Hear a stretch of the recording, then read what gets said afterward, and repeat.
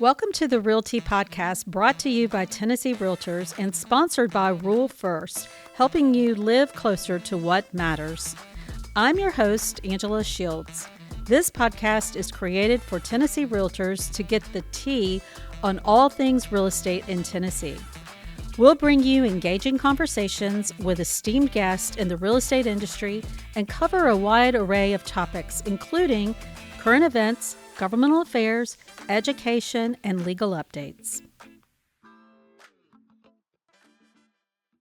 We are excited to have back with us on the RealTea podcast, Joe Harris, the Vice President of Government Advocacy for the National Association of Realtors. And it is not often that we have the opportunity to have a guest from the National Association of Realtors here in Nashville, let alone have you come twice.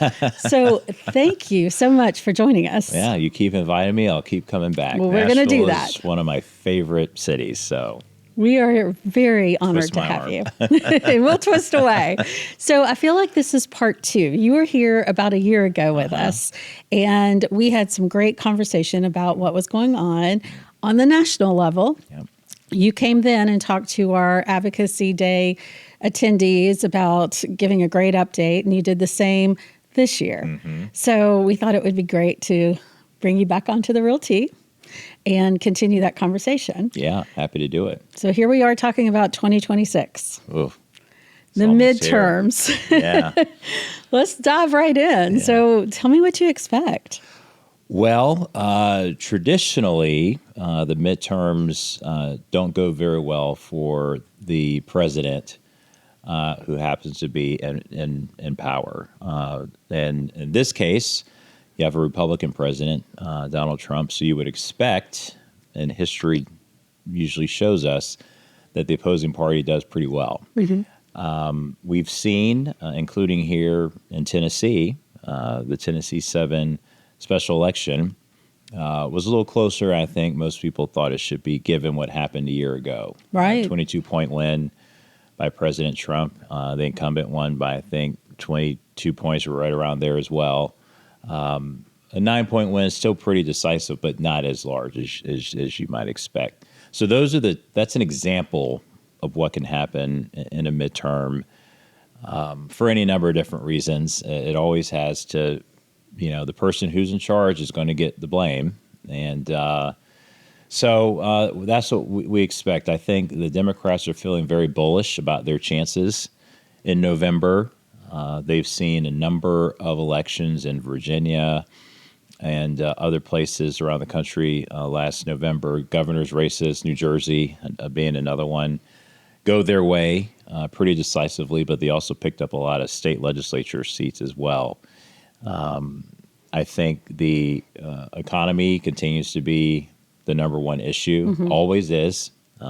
Folks try to make it about something other than the economy, and the voters always, whether it's Joe Biden or Donald Trump, it's always the economy. It's what we relate to. Mm-hmm. Yeah. And the price of gas, the price of eggs, these things impact real people. Right. And so it's going to be interesting because it's not just the historical trends of, which party controls and which doesn't. But it's also, this year is going to be interesting from a redistricting standpoint. That's something that we have not seen in the past. That I think is going to be the X factor. And quite frankly, I think depending on what the Supreme Court decides with the Voting Rights Act, Section 2 of the Voting Rights Act, that will impact states like Alabama, Louisiana, and there's several other states that are contemplating changing their maps. But depending on what happens there, it could be a pretty good advantage for the Republican caucus in terms of retaining their majority, because I think you give the edge to them in this sort of redistricting battle. But there are a lot of, obviously 6 states have already sort of determined they're going to change their maps. I think there are another 5 to 7 that are trying to do it. Time may not be on their side depending on what the Supreme Court does and how long it takes them to make a decision. But it's going to be interesting because I think it really does turn on redistricting and obviously the economy and how people are feeling about their own lives come November. A lot going on. I know that NAR's had a lot going on. You had some news that you shared with our immediate past president, Kevin Sears, being on Capitol Hill. Why don't you share a little bit about that? Yeah. So President Sears, immediate past President Sears, testified before the House Financial Services Committee this past week, a full committee hearing, which is fairly rare in Washington, D.C. these days. These hearings tend to be subcommittee hearings. So to get a full committee hearing is very rare. But immediate past President Kevin Sears was asked to testify on behalf, really, of a large swath of real estate trades. And the subject of the hearing was about increasing inventory and ways that we could cut red tape and get America building again and increase inventory. And he did a wonderful job. He got about, I would say, 75% of the questions that came from the dais. And that hearing went on for over 4 hours. Oh, wow.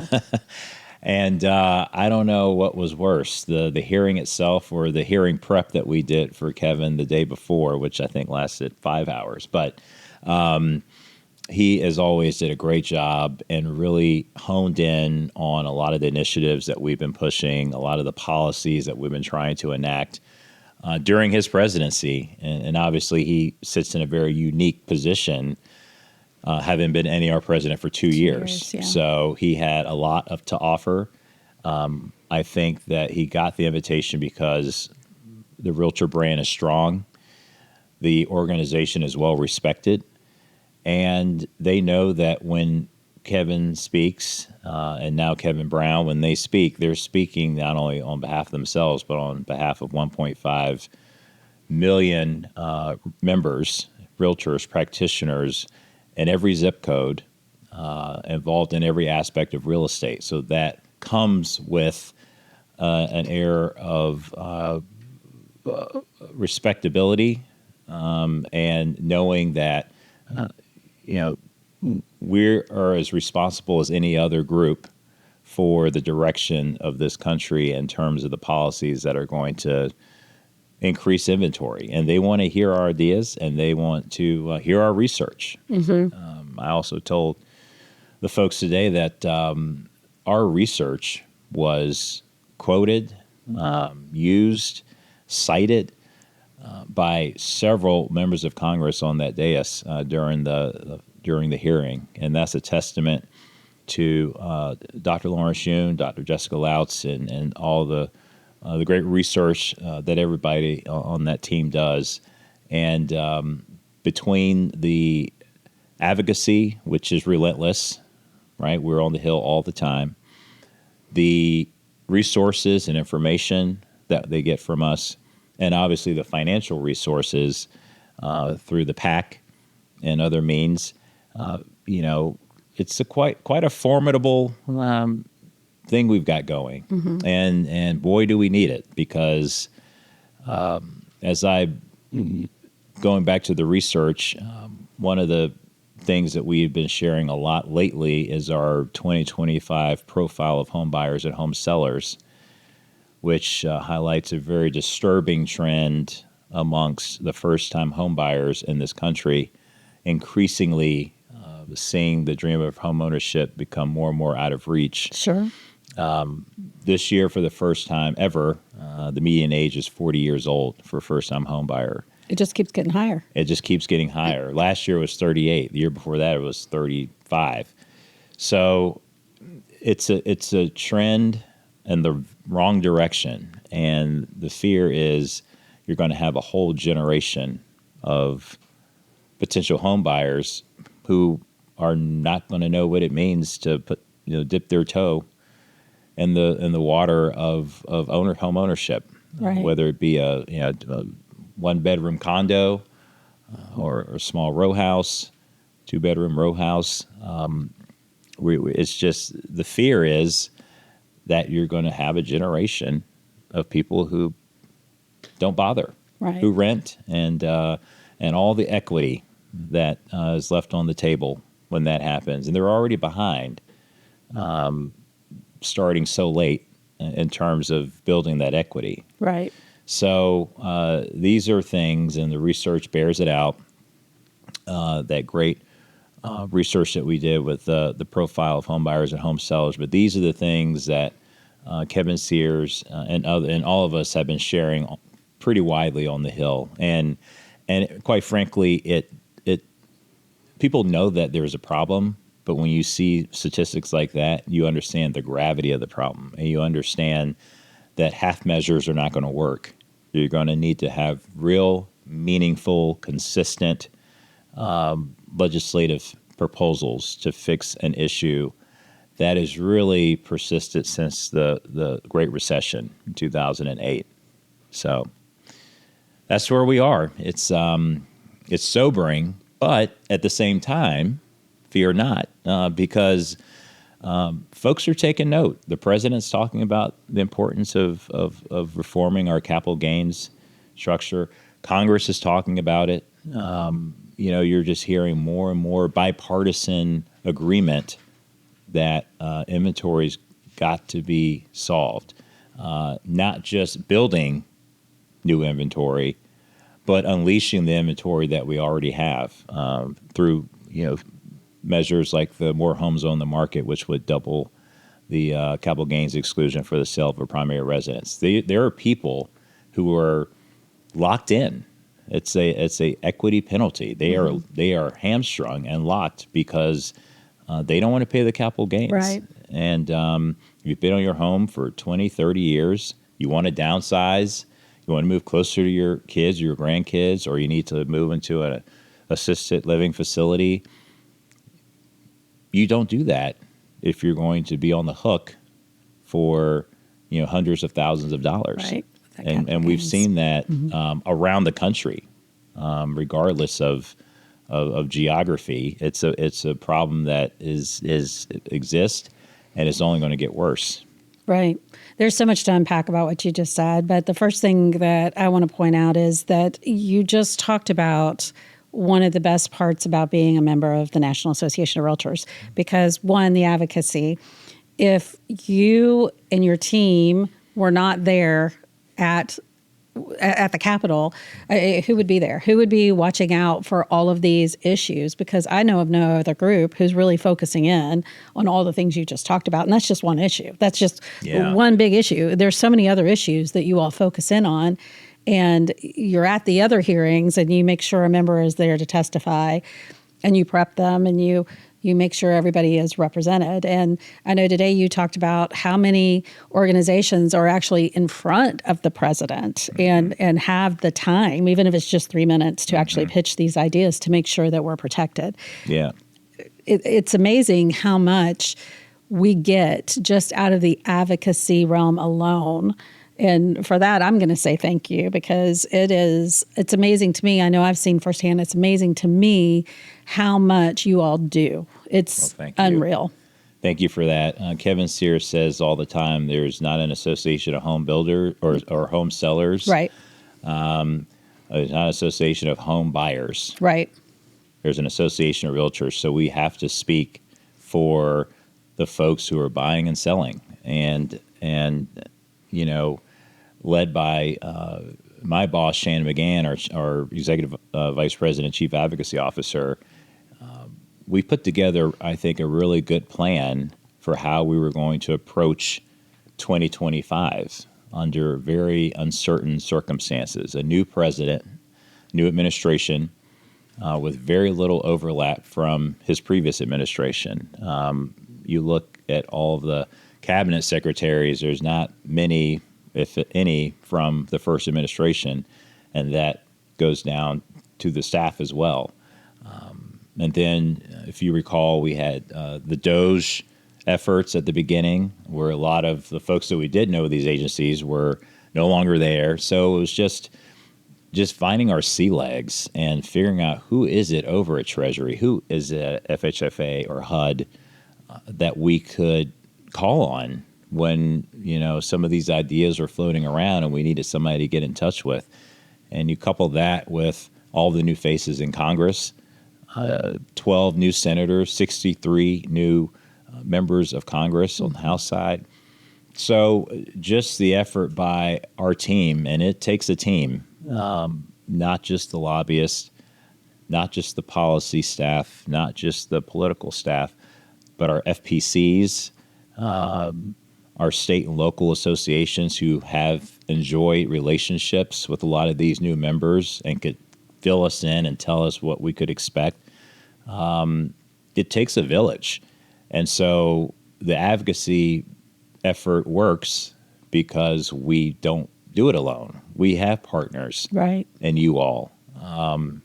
And so it's a beautiful thing. And like you said, it's equal doesn't exist in Washington, D.C. In fact, I get stopped, I won't say often, but a lot of my colleagues at other organizations, take me to lunch and want me to explain how our FPC program works because they want to try to replicate that at their own organization. And when I tell them that we have an FPC for all 535 members of Congress, they're like, well, I guess we won't be replicating that because we don't have the ability to do that.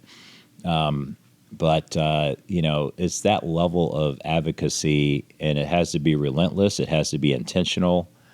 You have to target in on the things that matter. And for us, we set goals. This year we knew that tax reform was going to be our number one issue. Mm-hmm. We knew that the tax code was going to be the way that we could try to attack housing inventory, preserve what we know is working through the 2017 tax law, and try to add on other tax provisions that impact things like capital gains. We have a lot of work to do, but I feel good that we were able to preserve the most important provisions that we've heard from our members because we poll our members and we talk to our members about what really works. And first, do no harm. That's the number one goal we had. And at the end of the day, no matter how prepared you are and no matter how great your strategy is, what is it Mike Tyson says? Everybody's got a plan until they get punched in the face. That's right. So, the best laid plans, sometimes get blown up because at the end of the day, you're also at the mercy of which direction the administration wants to go in, what direction the speaker wants to go in. And so you find yourself, being somewhat reactionary, but you're never caught flat-footed. Right. And I think that's what we try to avoid. We try to avoid a situation where we know there are going to be surprises. We know that we're going to see something we weren't expecting, but we don't want to get caught flat-footed. And having a seat at the table means that you're more often than not hearing about certain things coming down the pike before they actually get enacted. You're actually able to do something about it. Well, and it probably, correct me if I'm wrong, has a lot to do with the fact that you're trusted because we do stay on our topics of private property rights and real estate, and we don't get off on the radical topics that we don't belong in. And then you also have built up the trust because of all of the resources that you provide that you mentioned earlier. Mm-hmm. Yeah, the resources are very important. And I'm always surprised. Those profiles that we do of every district where they're showing the demographic breakdown, they're showing what percentage are homeowners, what percentage are college educated or high school educated. These are very important to members of Congress as they're thinking through all of these different bills, not just housing-related bills, but all the bills that come before their desk for their consideration. And so it's a little bit of everything, but you want to be relevant. You want to be a resource. You want to be the ones, and it makes me so proud when I'm watching CNBC in the morning, Squawk Box, or or something like that. And the National Association of Realtors research is quoted on CNBC. Yes. I just love that.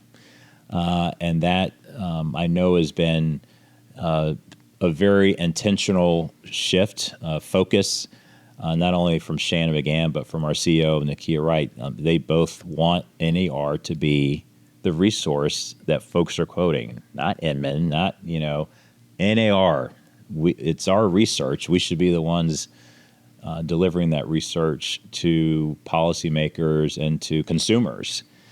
And so, it's very intentional, but I think it makes it's really important. It makes a big impact during the biggest battles, like what we're facing now with the housing shortage. Yeah, 100%. So shifting gears just a little bit, let's talk about capital gains legislation. So do you see that becoming part of the federal tax bill, or are there any chances it might? Yes, we've been talking about it for over a year, as specifically the More Homes on the Market Act, which was introduced in the House last Congress by Congressman Mike Kelly, Republican from Pennsylvania, and Congressman Jimmy Panetta, a Democrat from California. This bill would double the capital gains exclusion for the sale of a primary residence from $250,000 to $500,000, or for single filers, and $500,000 to $1 million for joint filers. And what we found is the stay put penalty for folks who want to sell but will not sell locks up millions of units of inventory.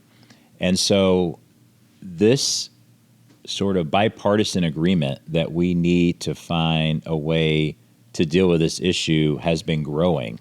It has been growing steadily, exponentially, really since the Realtor legislative meetings since mid-year. And it's gotten to the point where the president is talking about it. The FHFA director, Bill Pulte, is talking about it. And we actually just had the More Homes on the Market Act introduced on the Senate side just on Wednesday by Senators John Cornyn from Texas and Senator Michael Bennet from Colorado. And so now we have a House bill and a Senate bill and a lot of momentum.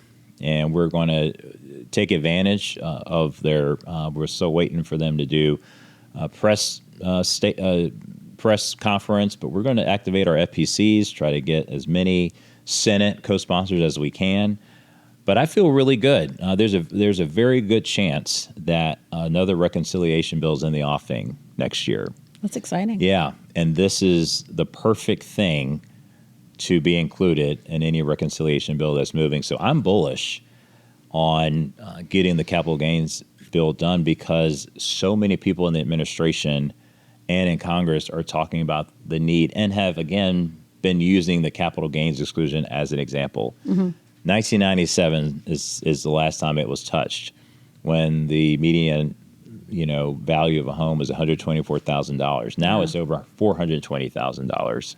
So the tax laws need to keep up with the times. Right, because that's a huge increase. Yeah. Yeah. Well, and then the other thing that you hear a lot of people talking about is the I cannot even say it right now. The privatizing GSEs. Yep. So let's talk about that a little bit. What's the latest you have on that? Yeah. So this is something, again, there aren't any firm plans. It's just, a lot of times with this administration, they float some things out there on Twitter, on Truth Social, and they're meant to, I think, in my view, I'm not, in the room with the advisors who are advising the president on this, but to get people talking about it and see what the reaction is, particularly from the general public, but also from groups like ours. And that, again, is where we have really doubled our efforts in maintaining those lines of communication within key agencies, so that when this idea of privatizing the GSCs comes up, we can register our concerns effectively within this administration, also within Congress. But It's a real possibility. In fact, we don't know if it's going to happen this year or early next year, but the GSEs will be taken out of conservatorship, which we support, but we also support it being done responsibly with certainty, because uncertainty in the mortgage market is a very dangerous thing, as we all know. And we prefer and support the current utility model that has the best of both worlds. You have the government guarantee, you have certainty and liquidity, and it's the best protector of the 30-year fixed mortgage, which is the gold standard. And so all these things we've communicated with Director Pulte, with Treasury, and others, and they know where we stand. But at the end of the day, that's all you can do. And then see what happens and try to, whenever a proposal is put out there, try to improve it as much as you can. And again, that goes back to what I was saying about you may get some surprises, but you never want to get caught flat-footed. Mm-hmm. You want to be able to pivot and be able to have trust and communication that improves whatever proposal, idea is out there. Rule First not only lends rule, but lives rule too. And as a cooperative, they can offer products and services other lenders aren't able to. From construction to land loans to financing homes in the country, they'll walk you through the process to make your rural dreams a reality. And because community matters, they're committed to investing in the communities they're a part of.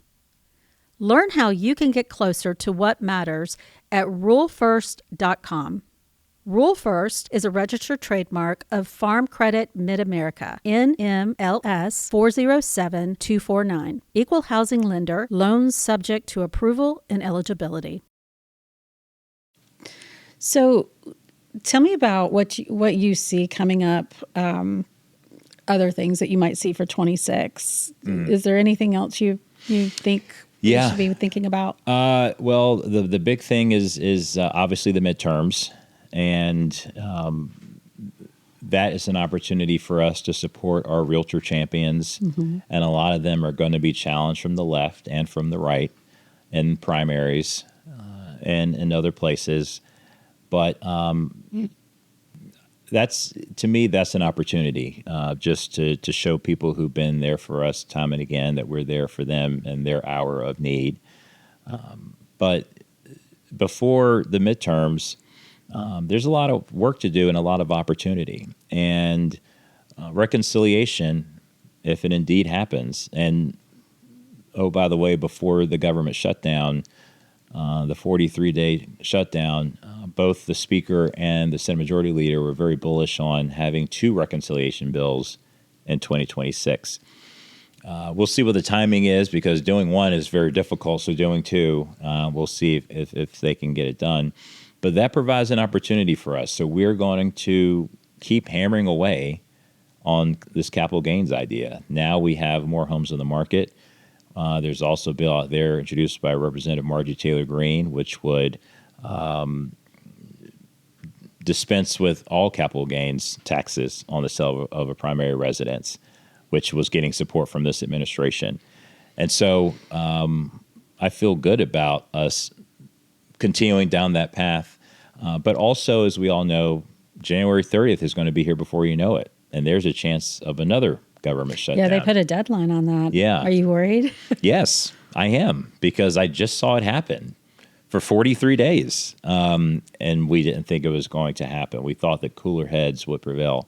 They eventually did, but it took them 43 days. And in the process, they set a record for the longest shutdown in American history. Let's hope they don't do another record. I hope not. And I hope that the prospect and the reality of a midterm election will, again, make people make smarter decisions, because no one wins in a shutdown.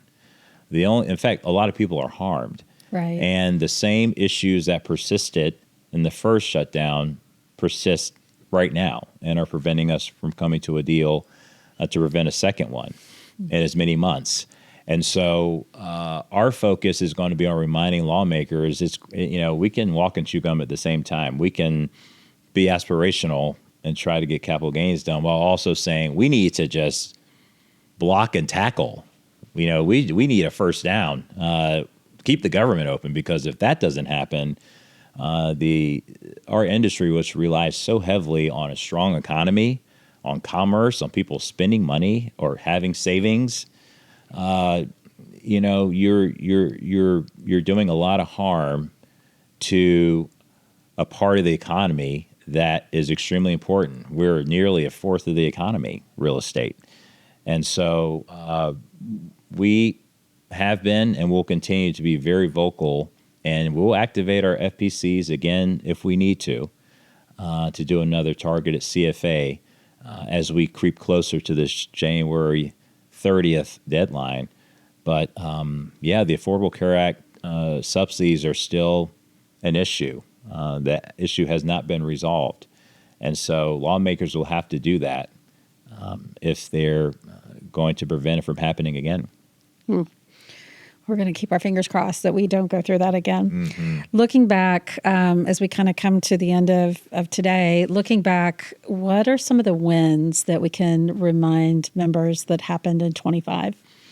Yeah, we had a lot of wins. Again, the 2017 tax bill had a lot of good stuff in it, and we wanted to keep it. We wanted to keep 1031 like-kind exchange. We wanted to keep mortgage interest deduction, the 20% pass-through deduction, 199A.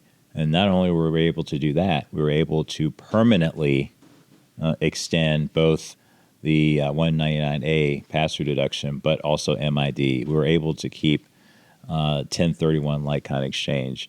We were able to quadruple the state and local tax deduction from $10,000 to $40,000. So a lot of good wins because these were not foregone conclusions. All these, particularly things like 1031, were on the chopping block, as they always are when you're going through the debate of what goes in and what goes out. But also just the robustness of the support around the capital gains legislation is another win for us. The fact that the president is talking about it and on social media about it. I feel like we've, more than any other organization, has kind of kept beating the drum on the importance of that as a tool to address housing inventory.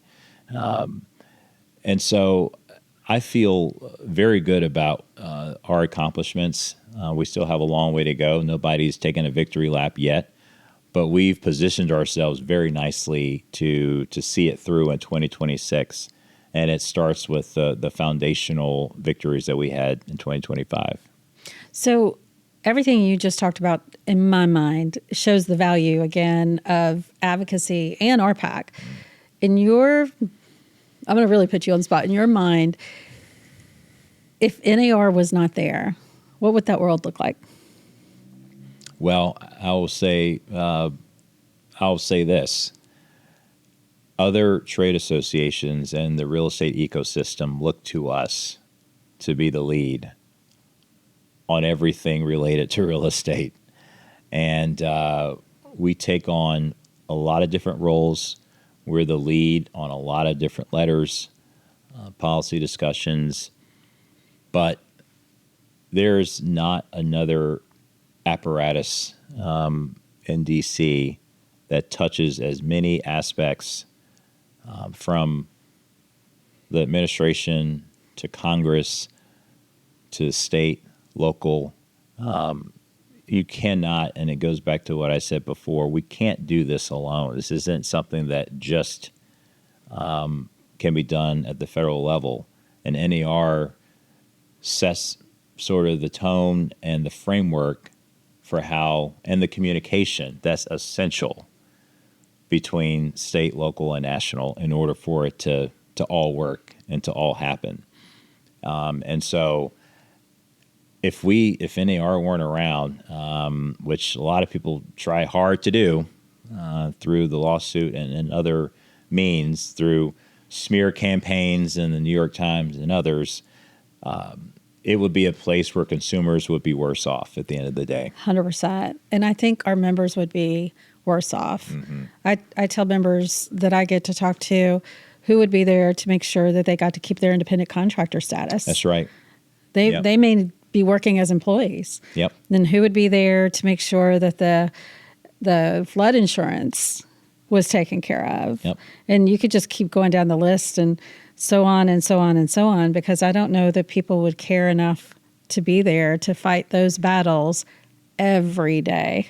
We're the only ones that are consistently talking about flood insurance, consistently talking about independent contractor status. And it's part of an overarching sort of an overarching strategy to get Congress to focus on those things that they can agree on, because these things have bipartisan agreement. Rather than focusing on the 20% of the stuff you're never going to agree on, focus on our issues because they impact real people and they have the support of progressives and conservatives, red, blue, Senate, House. Give these folks something that they can rally around and do in a bipartisan way. And that's our lane. That's the sandbox that we play in. And getting them to get off this hyperbolic, sensationalized stuff that happens when the camera's rolling. That's what we do. We're like, okay, you had your fun on MSNBC or Fox News. Now come up, roll your sleeves, let's get to work, because there's stuff that you agree on. We have the policies and the solutions right here. All you got to do is just decide that you want to get it done. And that's kind of that's where we butter our bread. It's where you all shine as well. And we appreciate it so much. Thank you. Again, I think it comes back to it's one of the most important reasons that members should be members. They get the biggest bang for the buck in our advocacy lane. And I say thank you. We appreciate it very much. Well, thank you. Thank you for having me. Well, I appreciate you being here, and I'm going to try again next year to try it again. Thank you very much. I'll keep coming back. Thank you. Thank you. Thank you all for joining us today on the RealTea podcast. If you enjoyed this episode, please share it with your friends and colleagues. Then visit tnrealtors.com to submit your questions and topics for future episodes of the RealTea podcast. Thanks for listening.